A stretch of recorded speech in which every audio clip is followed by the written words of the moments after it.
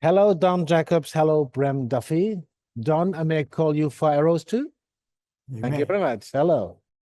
I'm very glad to have you live in an interview here. We are at the Milton Erickson conference that is held every year in Kassel. And your book, in German, Jedes Wort zählt,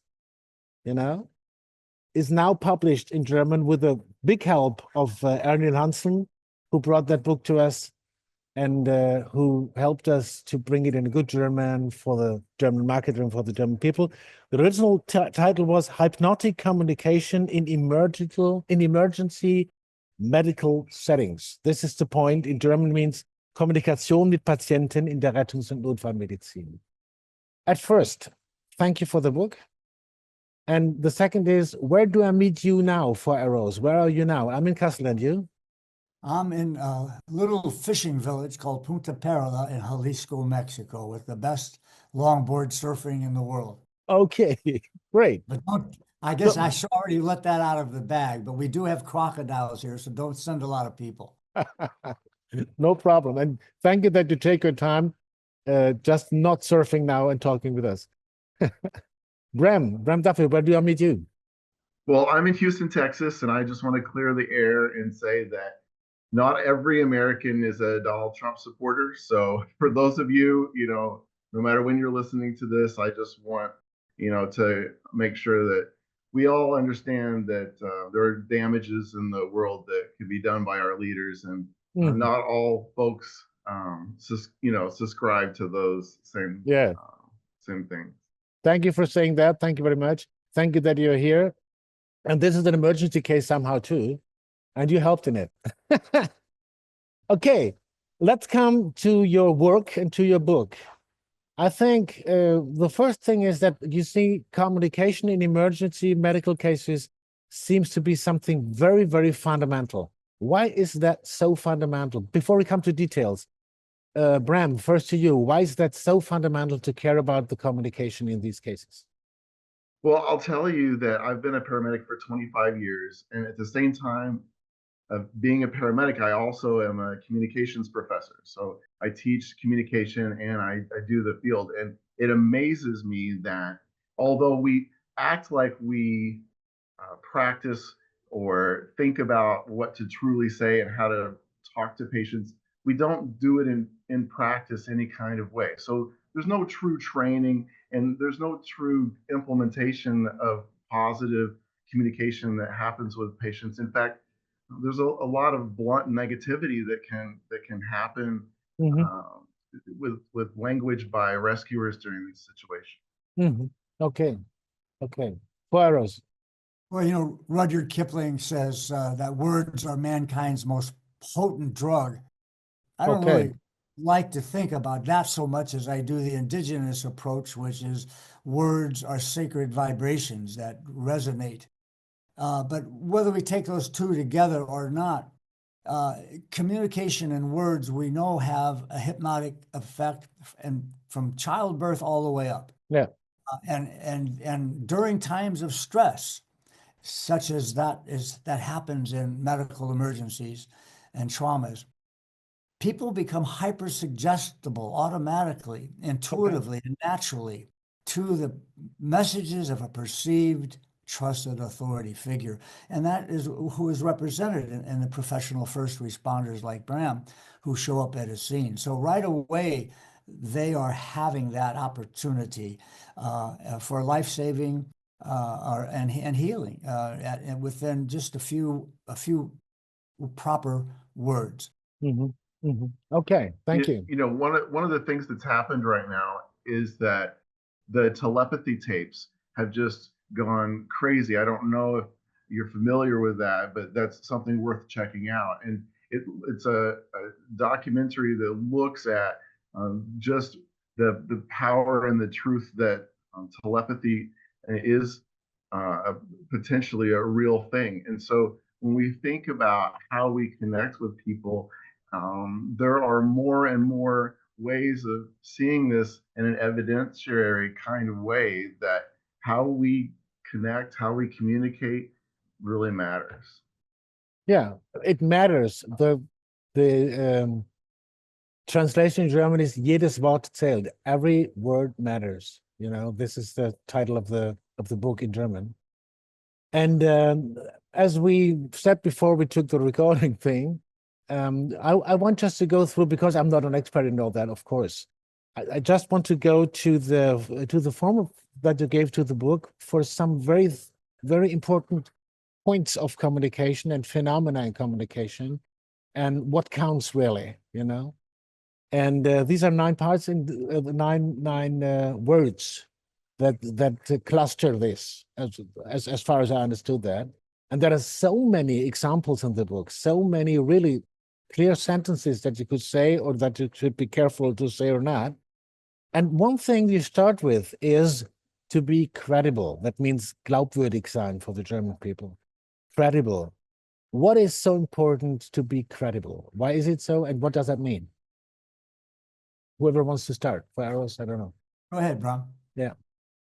Well, as Four Arrows was talking about, when you go through this extreme event where there's a medical emergency and you have a great deal of fear and you're calling out for help and that rescuer shows up, the person that comes to that rescue is the person that's expected to be credible, right? That this is a person that's wearing a uniform.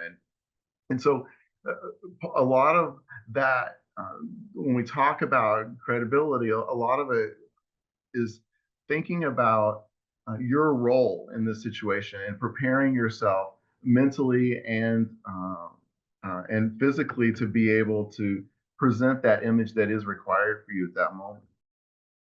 Yeah, Bram, it really answers that perfectly. And the nuances around that are amazing, because when I first coined that idea and it came to me, I was at UC Berkeley as president of the Northern California Society of Clinical Hypnosis.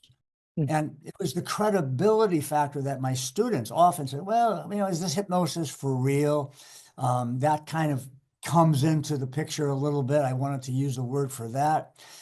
What Bram says, of course, is the main thing, that you have to have the sense of credibility when you're going to be doing something like this, because you're going to be looked at it.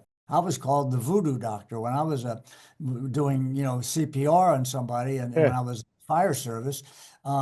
So there was that battle of, well, wait a minute, I want to make this credible to you so you don't see this as some hocus pocus. Also, hypnosis itself I got a lot of baggage. Hollywood has bastardized it. All 3 Abrahamic religions speak against trance-based learning as something from the devil. The politicians use it, and by using it, they try to convince us not to use it. So credible has a lot of power for me in this whole situation of the realm of hypnosis. And especially, as Bram says, when it comes to expectations about what a paramedic can do, or a first responder, even who's not professional. And as you say in the chapter, there is also not only the language, but there are signals of the corpus of the body language also, is it? Okay, yeah.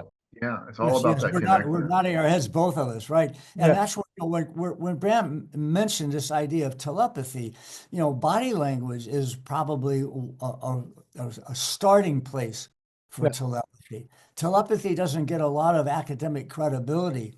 As an indigenous scholar, I was with a shaman in Mexico many years ago, and I write about this in a book called Primal Awareness, a true story. And I experienced it for the first time. And one of Augustine Ramos, a 102-year-old medicine person, he said to me how he healed a young child of a fever in a very complicated way. I won't go into detail, but he wasn't moving his lips. And I went back to my camp deep in Mexico, it was a 3-day hike through jungles. I went back to my camp and I couldn't really explain it. I couldn't say, well, Augustine just told me how he made the fever go away. And I clicked it about 6 times. Well, he didn't say it to me, I actually felt it. Like if you're sitting next to a loved one and you're looking in the eye and you're saying to yourself, I love you, that kind of telepathically crosses. Well, imagine explaining a more complicated situation. And then to close at the end, I remember him crying, and he cried and he said, you know, we've lost this skill. None of my people do it anymore. And we used to do it with ourselves and with the animals. Well, I'm not saying that you should go up telepathically to a patient. What I think what Bram and I are saying about this is that when you get in tune with your, let's call it your spiritual self, your inner self, your highest knowing, then the words that you speak also are accompanied by a persona, a vibrational frequency and energy. So you can use the same words and not have that, and probably not be as successful. And that's when we go through the next words in that mnemonic. Absolutely. Yeah. We can really get to that, down to that. Yes. Thank you for that bridge. It was just the bridge I had in mind now when I listened to you. So there are now three things that I want to bring together, and you can separate it as it is important for you. The one is in German, Vertrauen, Beziehung, Erwartung. And in English, confidence, rapport, and expectation. So I think when I remind what you said at the first question, it's clear that it comes to these things. But what does combine these three, you know? Why don't you start with confidence, Bram? Yeah. Well, I just have so much that I want to say, but part of it is that what happens in healthcare is that we become task oriented, and this task orientation is great because it gets stuff done. We get the IV put in, we get the oxygen put on the patient, we get them put on the backboard, whatever that needs to happen. But in focusing on just the actions of doing, we lose a lot.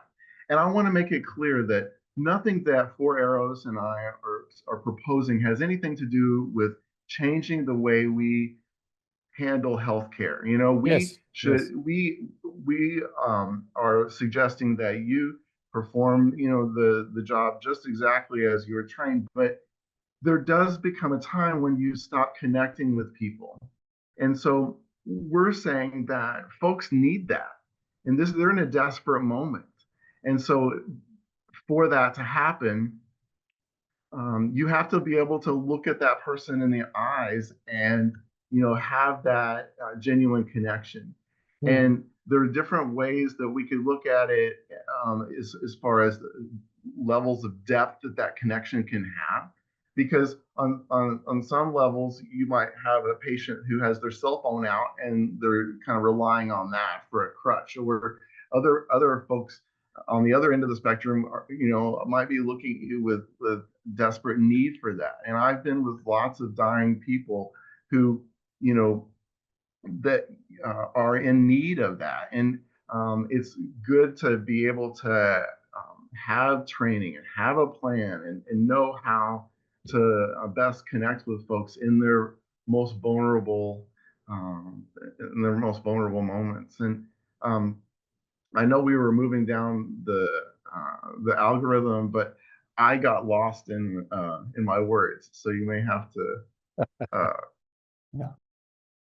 I think what you started out with saying, Bram, about this being an adjunct to standard medical care. We have that statement several times in our book. That's crucial. We don't want someone just to come up and someone who's bleeding, and all you have to do is put a 4x4 on and put direct pressure on it, and you stop the bleeding. We don't want someone just to walk up there and say, stop your bleeding, even though that can work. If, for example, if you have someone that's in a Volkswagen car that's in an accident and there's a young lady driving who's hemorrhaging and the door cannot be opened, a first responder who goes through this list that we're going through can walk up to that person and say, listen, the worst is over. Things are being made ready for you at the hospital. However, I can't open this door and it'll be a while before the fire department gets here and you're hemorrhaging. So I just want you to listen to me carefully. When I count to 3, I want you to go ahead and stop your bleeding. 1, Wow. 2, 3. Now, if you follow our list that we're going to go through, Yeah. over 90% of the time, that person can control their own autonomic nervous system via the phenomenon of hypnosis, which they are in automatically. You don't have to induce it. Mhm. And it's indirect, sort of like Milton's work was. Yes. But so that's how important that this is. So you can rely on some things that are absolutely natural that we are able to do, you know. Sure. I mean, a yogi can go into self-hypnosis and lower their blood pressure. They can their heart rate. We have these functions, right? And during times of stress, again, we are hyper-suggestible to the communication of a perceived trusted authority figure. Keeping in mind, there's also a negative side to that. If you have a paramedic or a medic that comes up, or a first responder that comes up to the scene of a medical crisis, someone's in trauma, let's say it's a multiple fracture of the femur, and that person doesn't have confidence. They don't understand what we're teaching in this book, and they kind of stumble around. And then somebody with a lot of confidence is in the audience, sort of, the people that are coming up to see what happened. And that person says out loud, "Oh my gosh," to his friend, "that person's never going to walk again." That can have more effect on the outcome of that situation. And I've seen it happen. Yeah, and I want to mention that right now, that particular dynamic is talked about as a term called nocibic effect. And a nocibic effect is the opposite of a placebo kind of effect. So if we think about how a placebo effect can work by you give positive reinforcement, positive words of encouragement, and that make that person feel good. Well, that's the placebo side. The opposite side is what Four Arrows is talking about, which is delivering negative messages, is the nocibic form of the communication, and that is what we need to protect our patients from. And that's it's outside influences of communication and negativity that don't have anything to do with the patient probably anyway. But it's also words that we use when we talk to a patient. Like Four Arrows and I talk in the book about how important it is to really think about the words that you use, because even using the word pain, saying, "Are you hurting?" that really ignites the patient to have the intention to assume, "Gosh, I should maybe have pain." So there might not even be pain very present there. So our words are just super powerful, especially in these situations. Absolutely. So this is why I just make a short way to that. This is why the book is really for everybody who works in these emergency cases, not just for, well, the chief doctors or whatever, for everybody. And it's written that everybody can understand, We have some support from a company that is really for these for these people, and thank them very much that they helped us to have the book just available with the price for everybody who needs it. And we're sure that the first ones that have it say, "You need that." Well, anyway, I just want to go to a place or to a thing. You called it the literal interpretation. As I understood that is that one has to be careful, as you said, Bram, now with words like pain or so. How do the patients understand, and how do the patients reprocess what they are said by the emergency helpers? Is it like that? How do you care for that? What your words do? It's challenging. It's challenging, but one has to be aware of it, how important it is. I'll give you just a fun story from Dabney Ewan, one of the great hypnosis medical people. He had hypnotized a young girl who came in with second-degree sunburn and on her face, and he said to her, he gave the hypnotic suggestion that you will feel this coolness that will allow you to sleep well tonight. And when you come tomorrow, your face will be clear and without, just really in good shape, whatever his particular words were, I don't remember. Well, she came the next day, and indeed, there was no sign of the second degree burns anywhere on her face, but her ears were blistered terribly. And he tells the story that was because when she heard the word face, she didn't include ears. Okay. And so this is how, Very interesting. because you're asking a beautiful question, Matthias. That's how crucial and the words are. And we get to that when we get to the suffix literal. And so, so Bram's totally on target. And so sometimes knowing the patient is helpful, or asking a question to the question. Like I had somebody that had a severe burn of the arm, and I wanted to use the image of snow. But first I said, have you ever been in the snow, and do you like it? Because if he just said, no, I hate snow, that might not have been a good word. Well, it only took a second me to ask that. Oh, good. Well, just imagine your arm is in a cool bowl of fresh, fallen, clean snow. And we have, so we have a photo, I think, in a book about that case. Yeah. So it's a good question. But if we just know that words are sacred and we keep them positive, I mean, you wouldn't come up to somebody and say, you're not going to die. Because you're and not and going to aren't words that create an image. If we let your audience, really look at the definition of hypnosis, which is a mystery even to the greatest neuroscientists still, but we know it's a natural function of the body that all animals have it. I learned it from wild horses. If people go on YouTube and put in wild horse hypnotist, but if we understand that the power of these words are that important to be careful with the languaging, we'll get through it pretty well. Okay. Bram, so you're laughing. It's what you understand too when you're directly working with patients. How is it that you can say it in some sentences? Of course, you can read in the book, all the people can read it there, but just some sentences about how is your focus that you be aware of what happens with the understanding of your words and language at the side of the patient. Sorry. Yeah. I tell you, it's an amazing experience to be able to, work as a healthcare provider for a long time and then come into this information that what we're sharing in our book, to understand that a good number of the patients that we encounter are already in a hypnotic trance. And so just knowing that and just coming to that understanding means that I need to think about how I interact with this patient differently than I would if they were just in a regular clinic kind of situation. And so that just having that is a really big deal for a reset and how I think about my interactions with people. But when we get down to the specifics of it, I mentioned pain.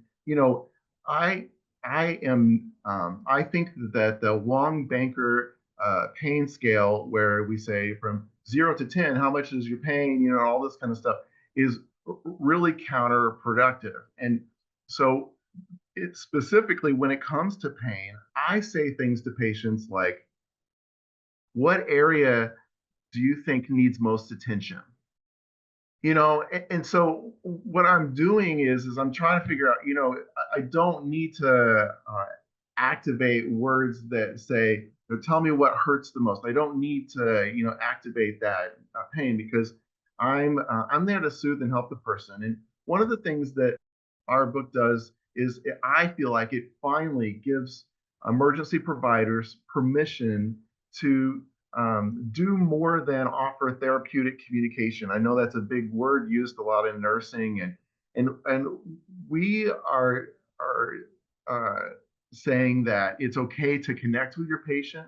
It's okay to let your patient know that they're going to be okay, and it's okay to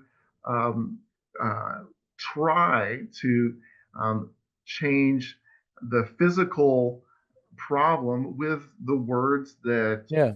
you have.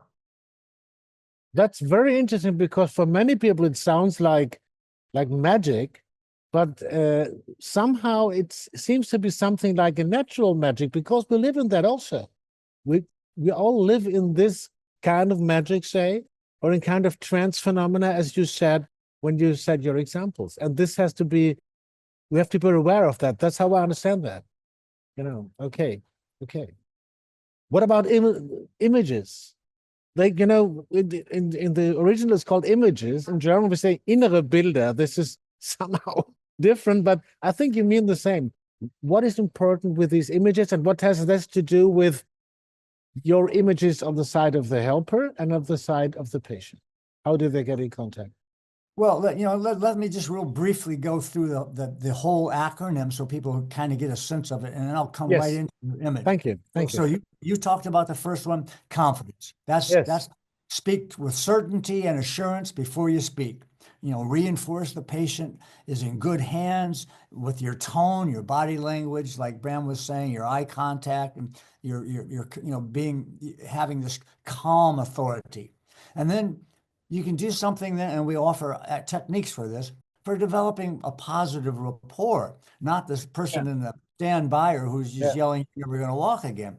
And so quickly establish trust, and we have really specific ways of doing that. Some of the classic ideas, like of a double bind, would you be more comfortable with your arm at your side or here? And when they're not comfortable, and by the way, comfort is a word I use instead of the P word. And so then when they answer that, they've acknowledged, well, I'm more comfortable here. Good, let that comfort move through your body. And I want you to go ahead and lower that blood pressure. I mean, that's how you get that rapport. Now you really give an expectation to them.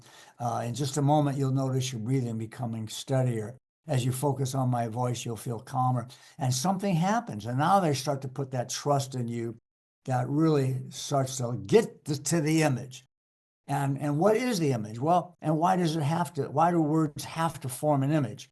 Well, I like a layperson's definition of hypnosis as simply believing in an image deeply when you're in an alternative brainwave frequency other than beta. So even in alpha, I had my appendix taken out with self-hypnosis at Kaiser Hospital. And so if we understand the importance of creating an image, and then that leads to the directive, right? And the actual directive, has, the IBLE. It has to create that image, and it has to be relatively believable. That's because that's the credibility again. It can't say in a few minutes you're going to get up and go for a 100-mile run. You know what I mean? So you have to think about what is really can happen, and that is not going to throw them back into disbelief and take them out of hypnosis, right? And then of course you've got the recognition that literal, that your words are going to be fairly literal. That's why you want to be sure of what words are being spoken. People in just regular work situations, if they say, "I have to be on time," can create stress that causes problems instead of saying, "I want to be on time." Right? That's how powerful words are. And then of course the last one is not too much enthusiasm and not too little enthusiasm. So that's the acronym. That's what I just wanted to ask you with your enthusiasm. Thank you that you brought that. Yeah. Thank you very much. Yeah, Bram, anything more on any of those are the directives that you like to talk about? Well, I just see some of this as is taking some of the fundamentals of hypnosis and connecting them with the patient interview. And again, it just goes back to, once we as providers recognize that our patient is in the state of hypnosis, then they're going to benefit from us at thinking about how we're connecting with them and communicating with them. And work to communicate like this with all of my patients, even if I don't really notice those obvious signs of hypnosis, because I don't know them that well. And it's not like giving them soothing words is going to hurt them, right? But I would say that I am continuing to grow and work at how to use my words best. And I think that we get uh, we get a lot of the more practice we get, the better it is to be able to walk people through situations that are really horrible. And I'll say that one of the best things that this has done, that learning these techniques has done for my patients, is that my patients now have something other than pain medicine to help them, right? Like, I used to be in situations that were horrible where I, as the paramedic, was just desperate to get the IV in their arm so I could get them the morphine or whatever pain medicine, because I knew they were in excruciating pain.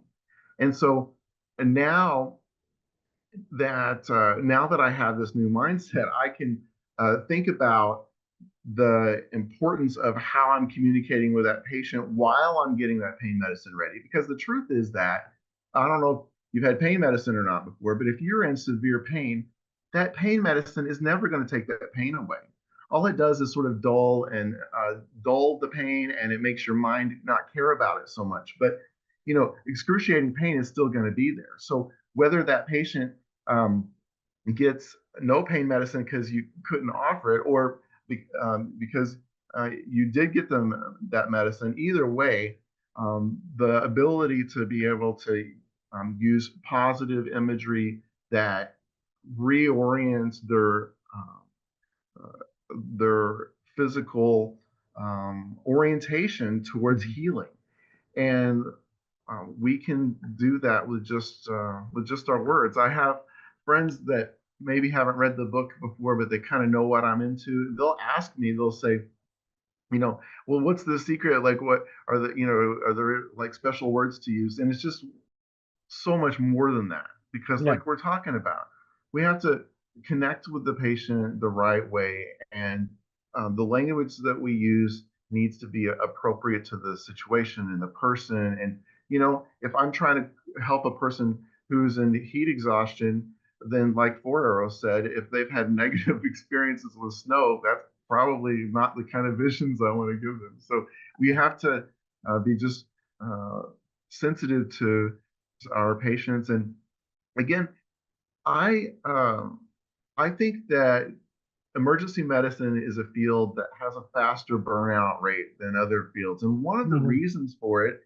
is because there's no advancement, because there's just you and your patient. And so it's not like um, there seems to be a stopgap at some point in learning. And so this is a great opportunity for a lot of folks to sort of refresh themselves Yes. and be able to think about how do they talk to their patients, because that is uh, an awesome thing for that other person, not just because we can get positive scores with a survey later, but because we're there for that person and able to impact their life.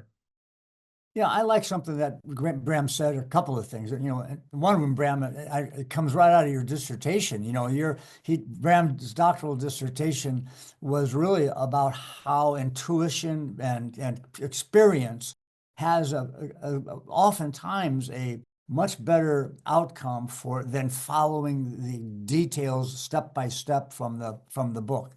And I think that leads to also what he's saying is about, if we could get people to understand who don't want to see this as mystical or magical or spiritual, who are going to walk away from it. And when I first started doing this many years ago, that happened a lot, until I was at a big conference that GEMS put on, the Journal of Emergency Medical Services. Mhm. And I asked people in the room, how many of you in here believe that I could walk up to a medical emergency patient and ask them if I did it right to stop their bleeding, that they could stop?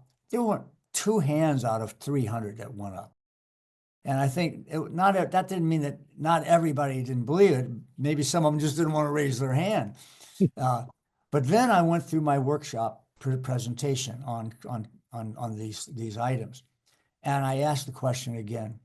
I think everybody in the room raised their hand. And so if we can see that, people can go to the New England Journal of Medicine. They can go to credible documents and say, what's the comparison between hypnotic and other analgesic-based sedations or morphine for that. And they'll start to see, why, open heart surgery is done with hypnosis, right? And they start to understand the neurophysiology, then they can kind of have a more confidence and not feel that they're going to be ridiculed or fail. And then you look at some of the famous quotes on imagination. We've been talking about image, if that that's really the crux of it. And I was a sports psychologist, and I don't think there's a single gold medal Olympic athlete in the world over the last 40 years that hasn't used visualization, sports psychology, hypnosis. And I'll close with Albert Einstein. I quote him all the time because he's so representing the scientific world. And he says, logic will get you from A to B, but only imagination is going to take you everywhere. And he also said imagination is more powerful than knowledge. And I ask people to, I say, if I put a 2x4 on the ground for you to walk on, and you were able to walk across it very easily, and I say, well, now let's raise it about 1,000 feet in the air. There won't be any wind, no changing conditions. It'll be the same board. The imagined possibility of falling would prevent the person from either trying it, or if they did, they'd probably fall. So we've got to, in ourselves, for the first responders themselves, they've got to really start to believe in that, like Bram says, that during the first hour of trauma, most stressed people in medical emergencies are going to be in a natural state of receptivity that we call hypnosis. And if they got that, then the rest of it, they can learn from our book. Thank you very much. I think this is a wonderful final sentence, normally, for our session. And I thank you very, very much for your time. But please allow me to give you the Carl-Auer Sounds of Science and also HypnoTalk question. Was there anything for errors or Bram, when you said, okay, this would be a question I'd like to hear, and Matthias didn't ask you that? So if there is anything like that, please ask yourselves and give the answer too. And if not, it's also okay. I have one, but I'll let Bram start because I know he'll have one. Well, I just want to say that, some of the examples that we've given have been really pain, and we haven't really dealt in this talk anyway about all the different medical emergencies that we cover in the book. But I want to say that respiratory conditions are very scary. I've seen people because of anxiety go into respiratory arrest. These things are intense, and so we talking about how to communicate with folks all the way from respiratory all the way to rape victims. And so there's a lot of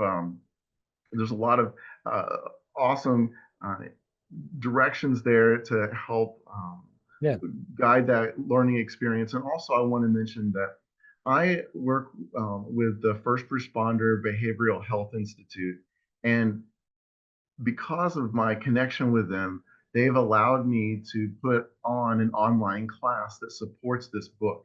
So you could take an online class that is a class that goes hand in hand as a learning support tool with this book. So that's at the Institute's website at frbhi.com. So the First Responder Behavioral. We'll have that in the show notes, of course. Thank you. Thank you very much. I'll show up the book again, that you see it in the US, and you will, of course, get some of them. But the first are here at the conference. Thank you for giving it to us. Thank you for the time for the interview. And I'm happy that we can meet wherever, maybe in the US, maybe in Europe when you come here. Thank you. Have Thank a you good very time. much. Thank you. Thank you.